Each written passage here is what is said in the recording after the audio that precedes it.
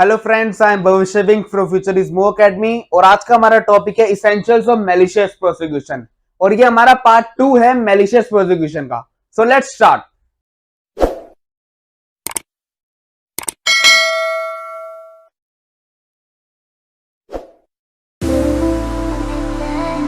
Essentials of malicious prosecution. इससे पहले हमने पढ़ा कि मैलिशियस प्रोसिक्यूशन क्या होता है। मैलिशियस प्रोसिक्यूशन हम एक बार दोबारा रिपीट ले लेते हैं छोटा सा कि मतलब कि किसी के ऊपर झूठा इल्जाम लगाना, क्रिमिनल केस लगाना किसी के ऊपर, और बाद में जिसके ऊपर क्रिमिनल केस लगा वो उस केस को जीत जाए और उस जिसने उसके ऊपर इल्जाम लगाया था उसके ऊपर मैलिशियस प्रोसिक्यूशन में केस करना, ये होता है हमारा मैलिशियस प्रोसिक्यूशन। तो अब हम पढ़ते हैं इसके इसेंशियल्स के बारे में। इसके 5 मेन इसेंशियल्स होते हैं।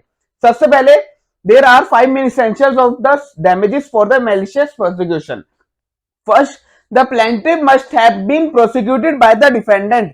मतलब कि जो हमारा इसके अंदर प्लेंटिफ होगा मैलिशियस प्रोसिक्यूशन में, वो प्रोसिक्यूट होना चाहिए डिफेंडेंट के द्वारा। प्रोसिक्यूट से हमारे यहाँ पे मतलब क्या हो रहा है, डिफेंडेंट ने उसके ऊपर क्रिमिनल केस फाइल कर रखा हो, वो वहां पे प्रोसिक्यूशन की तरह प्रेजेंट हो।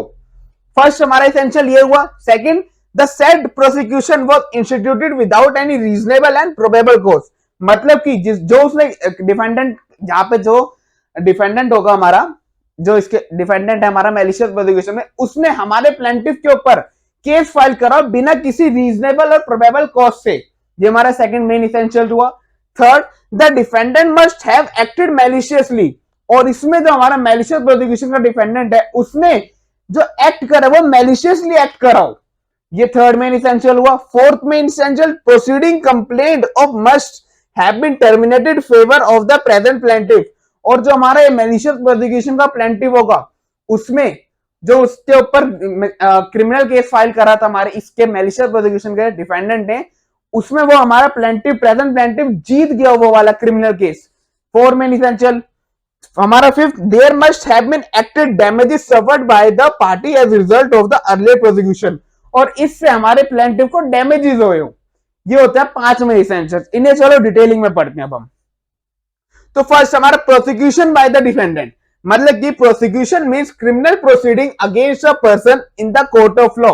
मतलब कि क्रिमिनल प्रोसीडिंग से सीधी सीधी हमारी ये सेल्फ एक्सप्लेनेटरी डेफिनेशन हमें साफ पता चल रही है। मतलब prosecution means criminal proceeding against a person in the court of law. सीधा क्रिमिनल अगेंस्ट द पर्सन हुई है कोर्ट में हमारे ऊपर, प्रोसिक्यूशन का मतलब हमारा ये होता है। Second, reasonable and probable cause. Reasonable probable cause हमारा मैलिशियस प्रोसिक्यूशन में बहुत जरूरी है। कैसे समझते हैं, the defendant must have prosecuted the plaintiff without reasonable and probable cause. The burden of proof lies on the plaintiff to show that there is an absence of reasonable and probable cause with malice. With malice से हमारा यहाँ पे मतलब क्या समझ आ रहा है हमें, जैसे आपने मेरी मैलिस की वीडियो देखी होगी तो आपको मैलिस का मतलब पता होगा। मैलिस मतलब होता है बैड इंटेंशन, ठीक है। तो यहाँ पे रीजनेबल प्रोबेबल कॉज मतलब ये कह रहा है कि हमारा जो प्लेंटिफ है मैलिशियस प्रोसिक्यूशन का, वो ये कह रहा है भैया इसने तो मेरे ऊपर केस करा था क्रिमिनल केस, उसने बिना किसी रीजन और बिना किसी कॉज से केस करा था, इसके पास कोई वजह नहीं थी मेरे ऊपर केस करने की। जो भी किसने केस करा केस हार गया, देखो इसके पास कोई वजह ही नहीं थी, मैं जीत गया, तो मैं इसके ऊपर डैमेजेस का केस फाइल करूंगा। हमारा मैलिशियस प्रोसिक्यूशन जो होगा ना वो हमेशा हमारी क्रिमिनल केसेस के लिए होगा, कभी सिविल के लिए नहीं होगा। ये आप बात हमेशा याद रखना जब भी आपको अगर किसी के खिलाफ मैलिशियस प्रोसिक्यूशन में केस करना है, ठीक है। रीजनेबल प्रोबेबल कॉज नहीं हुआ, ये हुआ हमारा second point, main second essential. Third हमारा हुआ malice. The plaintiff have to proof that the defendant acted maliciously prosecution wish to be injury to him.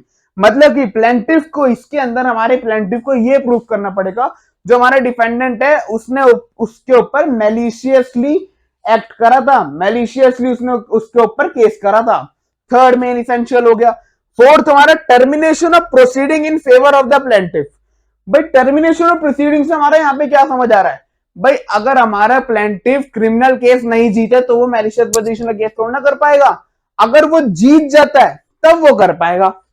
It means the plaintiff has to show that the proceeding initiated against him ended in favor of the plaintiff. For अगर इस column में पढ़े, an action cannot be initiated while the proceeding are still pending in the court of law। मतलब कि जब तक हमारा जो प्लेंटिफ होगा मैलिशियस प्रोसिक्यूशन का वो केस नहीं जीत जाता तब तक हम मैलिशियस प्रोसिक्यूशन का केस कर सकते हैं। अगर उसका केस अभी भी चल रहा है जैसे अगर हमारा केस जो है मेलिशियस उसके ऊपर जो हमारा प्लेंटिव होगा मेलिशियस प्रोसिक्यूशन में, उसका केस ऑनगोइंग है, अभी ट्रायल पे चल ही रहा है, उसके दौरान ये बीच में मेलिशियस प्रोसिक्यूशन का केस फाइल नहीं कर सकता डिफेंडेंट के खिलाफ। अगर वो जीत जाता है तब वो कर लेगा, अगर वो हार जाता है तो उसके बाद ऑप्शन बचा ही नहीं मेलिशियस प्रोसिक्यूशन का केस फाइल करने का। ये हमारा हुआ fourth, termination of proceeding in favour of the plaintiff.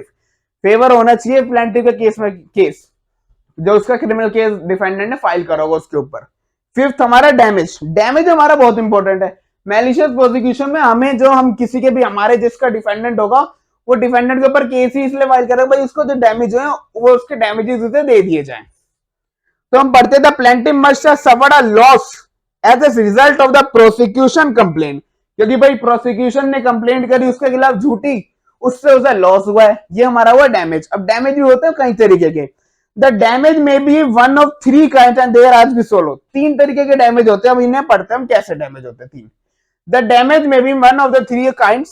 First, damage to his person as when a person is prosecuted with a crime by a punishment of which he may lose his life, limb और liberty. मतलब कि उसको damage हुआ है, ऐसा damage हुआ है उसको, पनिशमेंट हुई ऐसी, मतलब क्राइम, ऐसा क्राइम मतलब उसको दिखाएगा कि भैया उससे उसको लाइफ में दिक्कत आई, उसकी लिम्ब में प्रॉपर्टी और लिबर्टी में, मतलब उसको हर जगह से दिक्कत आई। इन तीन चीजों को उसके ऊपर डैमेज हुआ। सेकंड डैमेज हम देखते हैं damage to his person fame, मतलब कि भैया जो उसको उसके फेम के ऊपर उसको डैमेज हुआ। भैया मैं इसे एक एग्जांपल समझते हैं, मेरा नेबर है, मेरे नेबर ने मेरे ऊपर झूठा क्रिमिनल केस फाइल कर दिया, ठीक है, बाद में चाहे मैं जीत गया, लेकिन उसने जो झूठा मेरे ऊपर केस फाइल करा, मेरी तो बदनामी होगी ना मेरे एरिया में, भाई ये तो क्रिमिनल है, वह मार कर आया था। ये चीज हमारा यहाँ पे क्या डैमेज हुआ, मेरा फेम डैमेज हो गया, मेरा नाम खराब हुआ, मेरी फेस वैल्यू खराब हुई। दो चीज, दो में जैसे सेकंड डैमेज हमारा ये हुआ। फॉर एग्जाम्पल टू प्रोसिक्यूट, इसका ही हम एग्जाम्पल पढ़ते हैं फेम का, to prosecute for a crime which involve some slur on his character. इसका एक एग्जांपल है कि भैया मेरे कैरेक्टर के ऊपर भी उसने अगर मेरे ऊपर केस फाइल करा है, मेरा कैरेक्टर तो खराब हो गया ना मेरे एरिया में, मेरे को डिफेम हुआ। डेफेमेशन अगर आपने पढ़ा हो तो भाई डेफेमेशन में भी यही होता है कि भैया किसी की डिफेम करने के ऊपर भी तुम्हें उसको डैमेजेस देने पड़ेंगे। ये भी तो एक तरीके के डेफेमेशन ही हुई देखा जाए तो। ये चीज ये होता है सेकंड डैमेज। अब थर्ड डैमेज हम पढ़ते हैं damage to his property when he is forced to spend money on necessary charges to acquit himself of the crime which is he is accused। मतलब कि इससे हमारा क्या समझ आ रहा, मतलब कि भैया जब केस चल रहा था उसको नुकसान हुआ उसकी प्रॉपर्टी में, उसके पैसे में, भाई अपने आप को बचाने के लिए, एक्विट करने के लिए उस क्राइम से, उन्हें पैसे बचाने के लिए अपने आप को पैसा भी खर्च करा होगा उस केस से बचाने के लिए, हर तरफ पैसा लगता है, कोर्ट जाओगे आप, वकील को दोगे आप, सब कुछ करोगे आप, अपने काम छोड़ के कोर्ट की हियरिंग अटेंड करने जाओगे, आपको लॉस तो होगा ही ना। वही इसका एग्जांपल है। For example fees of lawyers, loss of business, अपने बिजनेस का नुकसान करके कोर्ट की हियरिंग करने अटेंड करने जाओगे during the trial of the proceeding. ऐसे होते हैं हमारे तीन तरीके के डैमेज। ये है हमारे सारे मेन इसेंशियल्स मैलिशियस प्रोसिक्यूशन के। तो यहां पे हमारा मैलिशियस प्रोसिक्यूशन का टॉपिक खत्म होता है। लेकिन आप हमेशा मैलिशियस प्रोसिक्यूशन में एक बात जरूर ध्यान रखना, अगर आपको किसी के भी खिलाफ मैलिशियस प्रोसिक्यूशन का केस करना है, आप वो केस तभी कर सकते हो या तो पहला आप वो केस जीत गए हो, दूसरा वो केस क्रिमिनल केस होना चाहिए, सिविल केस नहीं होना चाहिए।